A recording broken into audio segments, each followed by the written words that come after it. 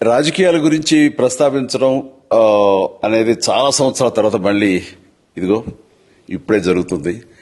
దానికి ప్రధానమైన కారణం తమ్ముడు పవన్ కళ్యాణ్, అలాగే చంద్రబాబు నాయుడు గారు తెలుగుదేశం నుంచి, బీజేపీ నాయకత్వం వీళ్ళందరూ ఒక కూటమిగా ఏర్పడ్డారు. అది చాలా సంతోషం, మంచి పరిణామం.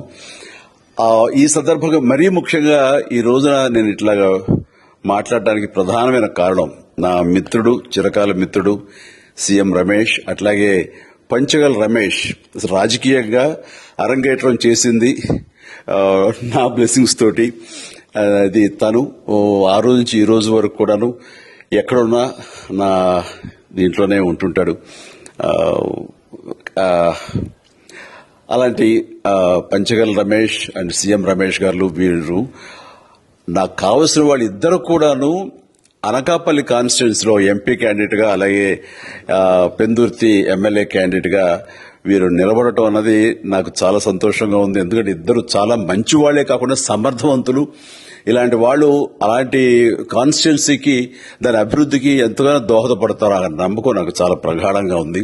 ముఖ్యంగా సీఎం రమేష్ గారికి కేంద్రంతో ఉన్నటువంటి సంబంధాలు, అనుబంధం ఇది మరీ మరీ ప్రత్యేకం. నాకు అది ఎప్పటి నుంచో తెలుసు.